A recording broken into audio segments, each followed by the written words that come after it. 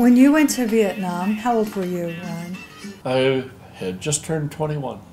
What were you doing at that time before you went to Nam? I was a college student. I went to North Park College in Chicago, and I wasn't very mature, and I had some other stressful things happen in my life, so I wound up partying, and I flunked out and got drafted.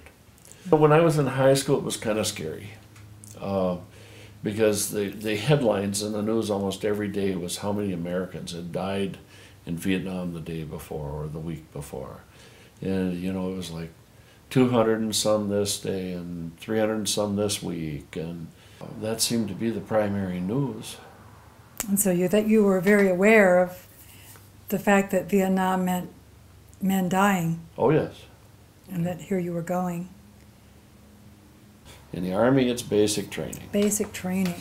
8 weeks of them trying to break you down as an individual and build you back up as a team, plus teach you the basics of how to be a soldier. You have to learn to salute, you have to learn to start paying attention to detail. You know, you have to roll your underwear a certain way, roll your socks a certain way, fold your hankies a certain way. You got to measure them with a ruler to make sure they're not too big or too small. Otherwise, they throw your stuff and you got to start over. And you learn how to march, and learn how to sing cadence, and learn how to become a team member. I first went over there, I was assigned to the 173rd Airborne Brigade. And I was taken to a plane, I flew somewhere, put on a truck convoy and went to some base out in the middle of, as far as I was concerned, the middle of nowhere. And was had some sergeant meet me and took me and got me assigned to my unit, and had 2, 3, 4 days where issued a weapon and issued a rifle and a rucksack and all the gear I needed to work in the field. And at that time, my company's mission was to guard a village and keep the Viet Cong tax collectors out. And so we had 3 platoons and a CP, or command post. And so our platoons were kind of triangular around this village, and every platoon was given an AO, or area of operations, and then the CO, or commanding officer, had his command post in the village. And our job was to patrol during the day and to send out ambush patrols at night. That's what we did. But we still had very little contact with the locals.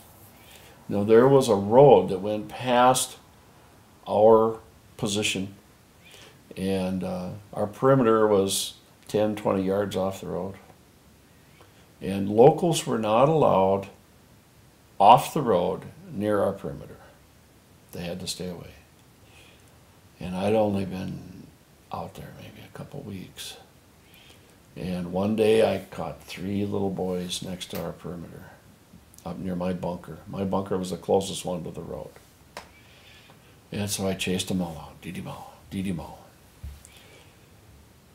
And there was only one that wore anything distinctive where I could remember what he looked like. And he had blue and orange striped shirt with big white stripes, like 2-inch stripes.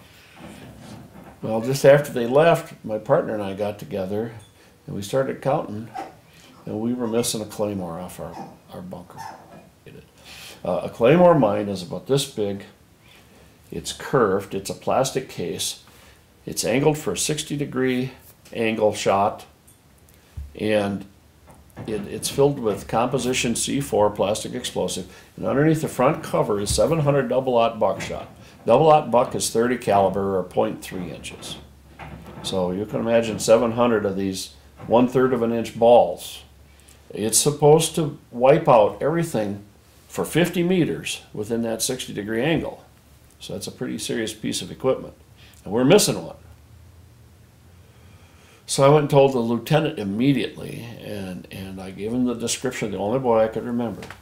About half an hour, 45 minutes later, I was told to report to the CP in town.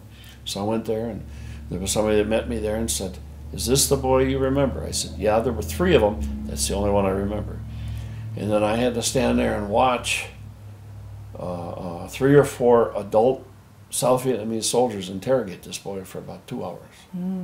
And they kicked him in the groin, they punched him in the stomach, slapped his face. And this kid's about 10, 12 years old, and these are adults. And they beat him on the buttocks and thighs with a piece of bamboo. And they slapped him, they punched him, they kicked him.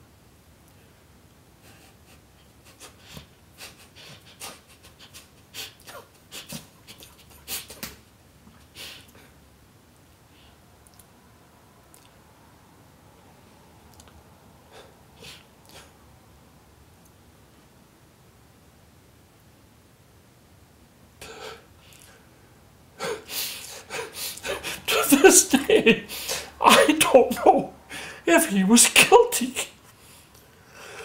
He was just a little kid, and these adult men beat the snot out of him. And all I could do was stand there and watch.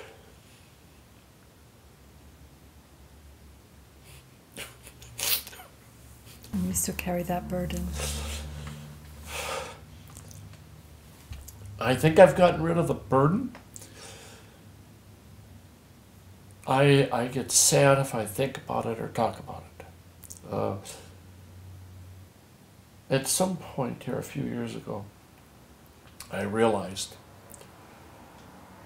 I have 3 sons. And I remember that every time one of my sons had his 10th or 11th birthday, I'd have a period of time when I was kind of sad and didn't understand why. And it took me years later to realize or associate the correlation.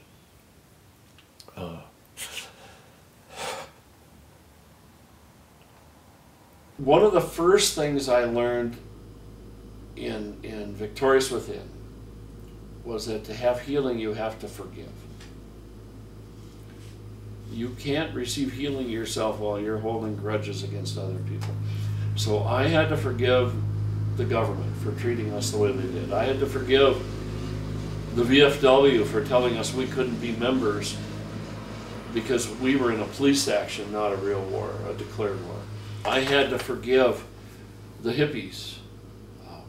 I had to forgive the army. I had to forgive different people that I had things against, that I'd been holding on to for years and years.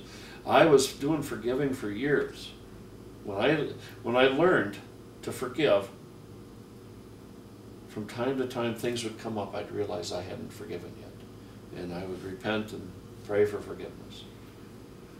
And I'd like to believe that I've forgiven all the old grudges. And so that was one of the first steps I had to do, was to learn forgiveness. That relieved a great burden. It released a lot of anger. I wasn't an angry person. I knew that I had this extreme strength and force when I got angry. So most of my adult life I was afraid of my anger.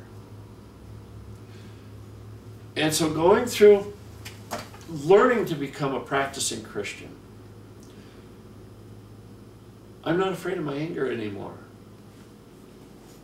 because I got rid of it. I did all that forgiving. And it was like it wiped the anger out. We aren't just to learn to love. If we're going to become like Jesus, we have to learn to become love. And so that is the direction I would like to go with my life. You already are. Thank you for all you did for our country, and for your fellow servicemen, and all you are doing for God. Thank you. Yeah, thank you.